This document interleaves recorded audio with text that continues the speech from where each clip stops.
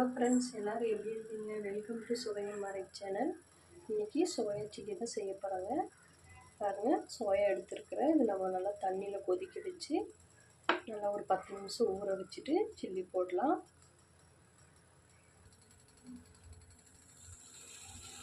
பாருங்கள், தண்ணி நல்லா கொதிக்குது. இதில் சோயா போட்டுடலாம். இது நல்லா 10 நிமிஷன்றது ஒரு 1/2 மணி நேரம் நல்லா ஊறி வரட்டும்.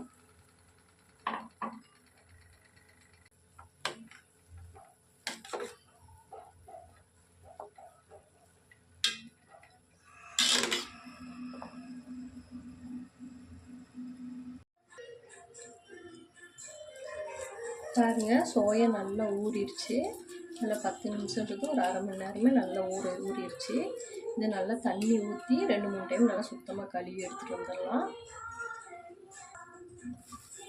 பாருங்கள், நல்லா சுத்தமாக கழுவி நல்லா தண்ணியெல்லாம் புழிஞ்சு எடுத்தாச்சு. தண்ணி இருக்க வேண்டாம். கார்ன்ஃப்ளவர் மாவு 2 டீஸ்பூன் போட்டுக்கலாங்க.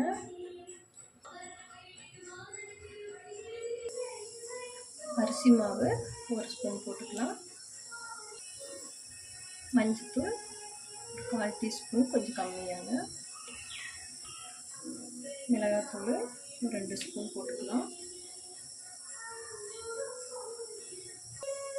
காஷ்மீர் மிளகாத்தூள் 1 ஸ்பூன் போட்டுக்கலாம். இது காரம் இருக்காது, கலர் கொடுப்பாங்க. மல்லித்தூள் 1 ஸ்பூன் போட்டுக்கலாம். எலுமிச்சம்பழம் ஒரு 1/4 இது மாத்திரம் போட்டுக்கலாம். 1/4 மாத்திரம் போட்டுக்கலாங்க. உப்பு தேவையான அளவு நல்லா போட்டு பிசைஞ்சிடலாம்.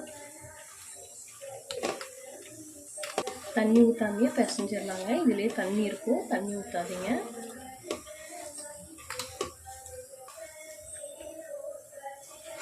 பாருங்கள், இது நல்லா பிசைஞ்சாச்சு. இது ஒரு 20 நிமிஷம் நல்லா ஊறட்டும். அப்படியே போட்டோம்னா இந்த மசாலாலாம் வெளியே போயிடும். அதனால் கொஞ்சம் ஒரு 20 நிமிஷம் ஊறட்டும்.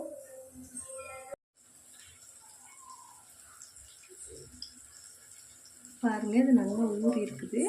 இது கூட ஒரு 1/4 டீஸ்பூன் இஞ்சி பூண்டு பேஸ்ட் போட்டுக்கலாம்.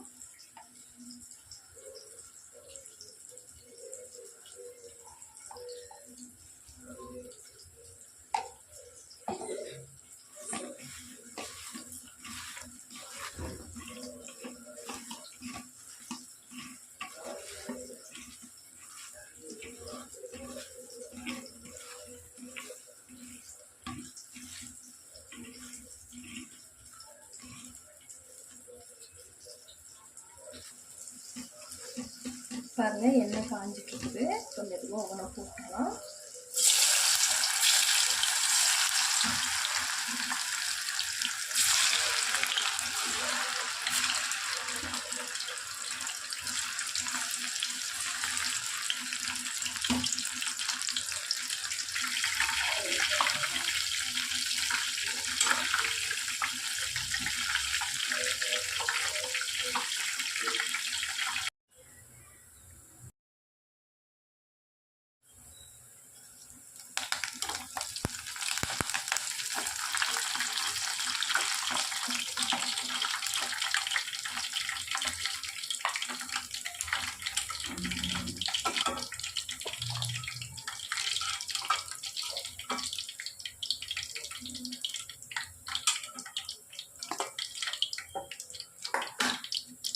பாருங்கள், சூப்பராக சோயா சில்லி ரெடி ஆயிடுச்சு. நீங்களும் வீட்டில் ட்ரை பண்ணி பாருங்கள்.